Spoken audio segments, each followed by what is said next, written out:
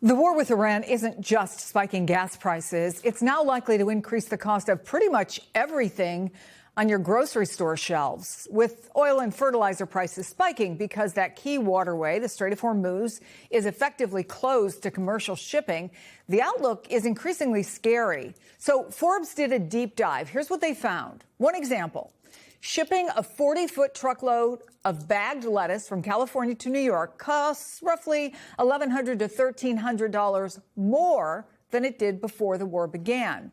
Now, for shoppers, the transportation increase plus packaging costs add about 11 cents to a single bag of lettuce. That might not seem like much, but if that same math is applied to every perishable item in your shopping cart, fresh vegetables, dairy, meat, deli, bread, that could add an estimated $85 to $120 to the average American household's grocery bill. That's just perishables. Joining us now from Mesa, Arizona, MS Now's Laura Haefele. MS Now's Rosa Flores is in Freeport, Texas. Natasha Sarin is a professor at Yale Law School and president of the Budget Lab at Yale. Laura, you're inside a grocery store. What are you hearing from shoppers and store owners about what have already been increasing prices?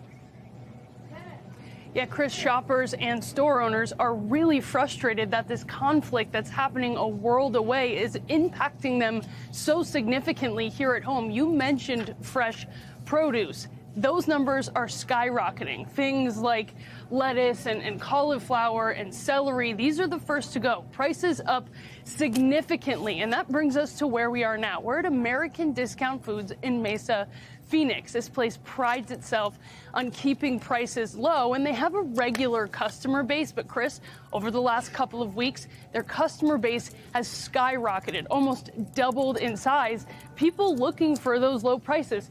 65 cents for bananas. Look over here. We got 59 cents for tomato sauce. This is what people are having to rely on as prices at our big box grocery stores continue to go up. We spoke to owners here who say this has become a quality of life issue. They're going to do what they can to keep prices low. But of course, there's plenty of shoppers who will remain frustrated as we go into the coming weeks. Take a listen.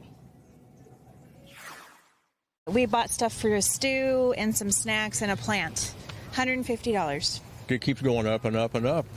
People on lower end pay, they're hurting. This is the new normal. I think everything is more expensive now, and it sucks. I don't really know what else there is to say on it. I think there is a survival issue for some of our customer base. That doesn't represent all of our customers. For others, a store like ours allows them to maybe put a little bit more luxury items on the table. Maybe that's beef instead of chicken for one meal that week. And for others still, it's, being able to still afford to go out to eat. Chris, let's put this into perspective here, because we know cost of living has been going up over the last year. Groceries are up 2 to 2.5%, housing and rent 3%, electricity 6%, natural gas 10 to 11%. We know groceries are now going to go up even more. So this conflict really adding insult to injury. And I asked the owners here, how long can you really keep these prices low? They said it's definitely something that will not be sustainable. Chris? Thanks for that. So, Natasha, it's easy for a lot of folks, right, to understand the impact of higher gas prices every time they fill up. They know it. But Forbes calls the disruption in the fertilizer supply chain a slow-moving freight train that will hit U.S. grocery shoppers 6 to 12 months from now. We know consumers were already hit hard by price hikes related to tariffs, inflation. How much worse could it get? I think quite significantly worse. About a third of the world's fertilizer supply is moving through the Strait of Hormuz. And so, to your point, it really is an impact on not just the price of energy, not just the price of gas at the gas station, but the price of literally everything that Americans consume. And importantly, these sort of price hikes and potential supply disruptions are coming at a moment when American consumers are being hit by a whole range of forces relating to economic instability. affordability, things like tariffs at the highest level that we've seen in the last century that are leading to household prices that my colleagues and I at the Budget Lab at Yale estimate are about $1,400 higher for the average household in the United States, even before this conflict. And so affordability was already so front of mind for Americans. And in some sense, energy prices were and gas prices specifically, before this conflict were some semblance of relief relative to everything else that we've seen. And that's just not the case anymore as a result of this conflict. So, Rosa, you're outside a strategic petroleum reserve in Texas as the Trump administration plans to tap into it. How much, if at all, can this actually help bring prices down?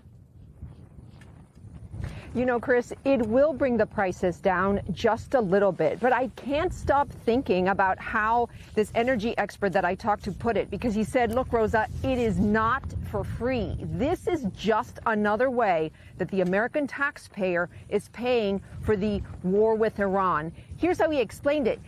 By tapping into the strategic oil reserves, the American taxpayer is helping the price of gas come down globally. Here's how he put it. Take a listen. It really is not going to benefit the United States any more than it's going to benefit other trading partners across the U.S. Now, the United States has 415 million barrels of oil in the Strategic Petroleum Reserve in 60 caverns that are underground. These are salt caverns. I want you to take a look at this map because they're located in 4 different locations. 2 of them are in Louisiana. 2 of them are here in the state of Texas. I'm by Bryan Mound. Those are the tanks, the white tanks that you see behind me. The facility that you see behind me is actually the largest one that the United States has with strategic petroleum reserves. It has storage capacity for 247.1 million barrels of oil. Now, according to the U.S. Department of Energy, this is one of the facilities that will be tapped into now that the president has activated and approved for the release of these strategic reserves. Now, I want you to take a look at this other graphic, just to give you a sense of how large these caverns are. They're deep underground, and some of them are so big that Chicago's Willis Tower could fit into one of these caverns, and there would be room to spare. Now, the obvious question here is, how does this oil actually get to market? Well, take a look at this other map, because these 4 facilities are linked with pipelines, through pipelines, to refineries, not just here on the Gulf Coast, but also in the Midwest. Now, the president has approved for the release of 172 million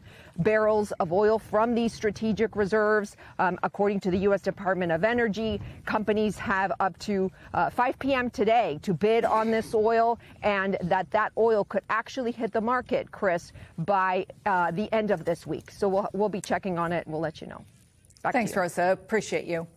So, Natasha, there have been these compounding issues that we mentioned, right? You've got them, tariffs facing businesses, government program cuts, economic uncertainty.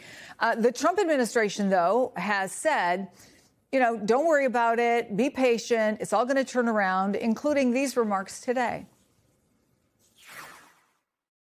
The fact is that the U.S. economy is fundamentally sound, and that if it were to be extended, it wouldn't really disrupt the U.S. economy very much at all. It would hurt consumers, and we'd have to think about, if that continued, what we would have to do about that. But that's really the last of our concerns right now, because we're very confident that this thing is going ahead of schedule.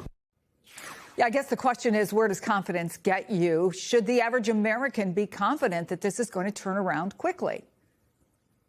In some sense, I, too, am optimistic about the nature of the American economy, and I'm quite hopeful that we're likely to see a potential productivity boom that comes from new technologies and artificial intelligence that we're already starting to deploy across the economy. But the thing that's important to understand is that in some sense, there have been very clearly man-made policy blunders over the course of the last year plus of this administration that are dragging the economy down very substantially. Things like tariffs at these very high levels and things like these disruptions that are coming as a result of the conflict in the Middle East. Of course, there are broader humanitarian concerns related to that conflict. conflict, but the conflict itself is having an uptick increase in American households' prices for energy, but not just for energy, as we've already discussed. And so all it is to say that these pressures on the American consumer are a drag downward on the economy, and they're coming at a moment when those exact same productivity increases from artificial intelligence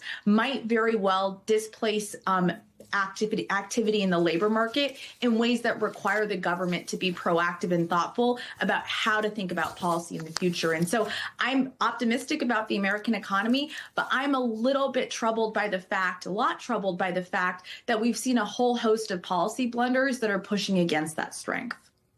Natasha Sarin, it's good to talk to you. Thanks.